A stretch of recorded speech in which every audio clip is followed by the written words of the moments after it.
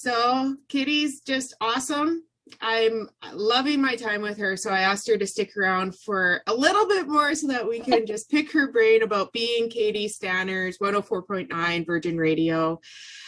So Katie, for anybody who's considering radio, how did you, what is your story? How did you get to where you are? I actually have an aunt that was in radio and TV when I was little.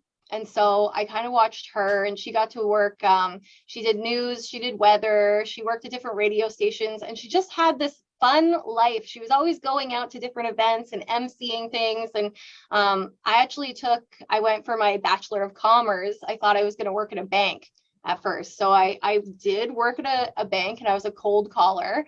And I was like, you know what? I don't actually want to do this. This is really hard.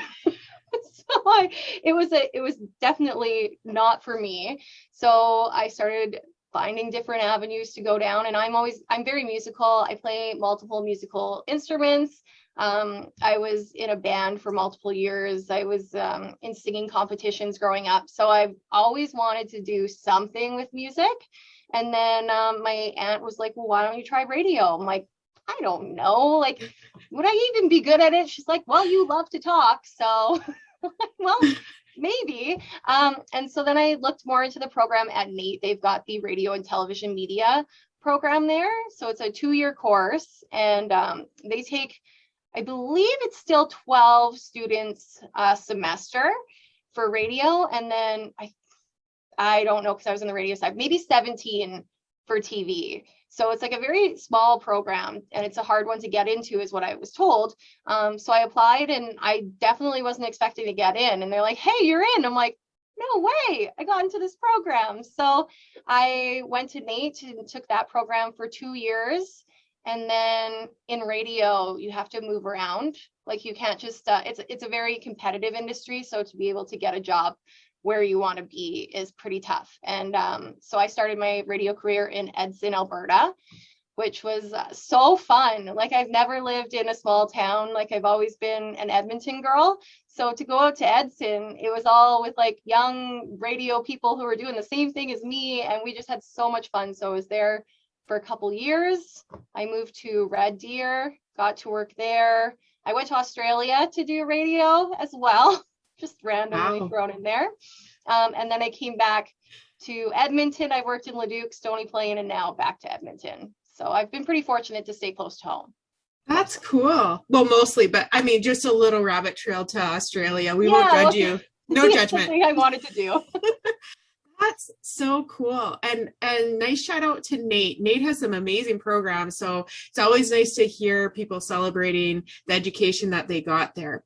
So, okay, what you've told me is you produce and then you host. And that sounds like a lot of, I guess, just different roles, a lot of different parts of your job. So I guess for you, what's it like to produce the morning show? So yeah, we have the Brook and Jeffrey show here at Virgin Radio. And so I need to make sure that everything is on air and it plays correctly. So I'm answering a lot of emails and texts while I'm making sure that the show is playing correctly. And I'm doing traffic. I do the contests in between, the Brook and Jeffrey show. So there's definitely a lot of moving elements to it. So basically my role is just to keep the show smooth and going.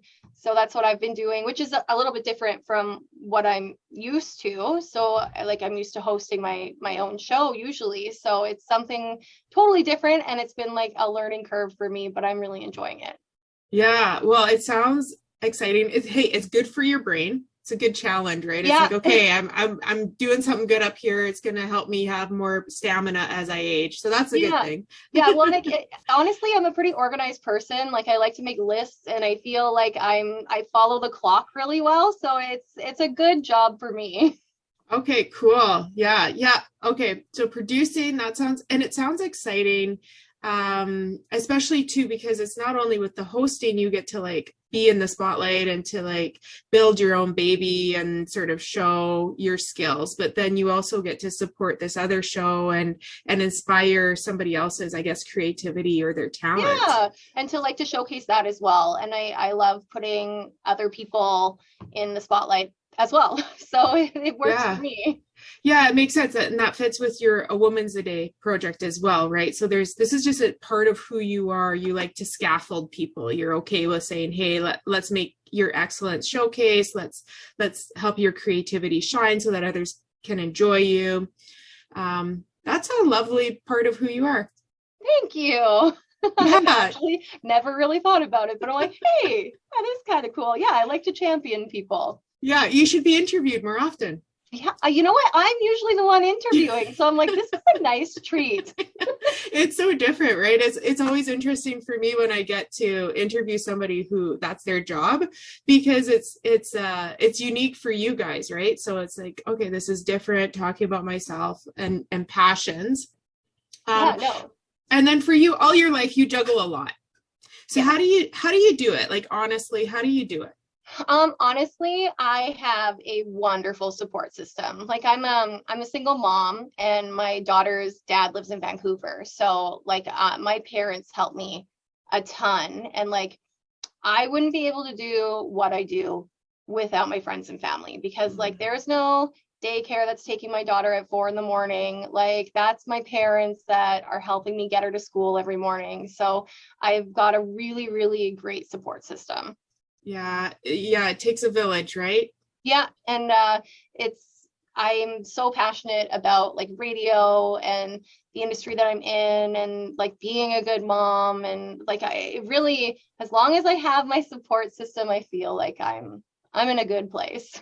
Yeah, and it's probably the psychologist in me, but the subtle message that I hear you saying is that by allowing yourself to ask for help and by allowing yourself to ask others to support you, then you're able to support and do all your amazing things that you're doing, which is neat because that fits with all these projects, how you're supporting the morning show, how you support A Women's a Day. Yeah, it took a while to get there. Like I was not ever good at asking for help, but I'm like, I feel like the older I get, the more I realize that everybody needs a little help now and then. Yeah, exactly. Oh, that's so cool. Well, thank you so much, Katie. You're a lovely person. And I always think this, and maybe it's inappropriate to say, but like, I don't understand.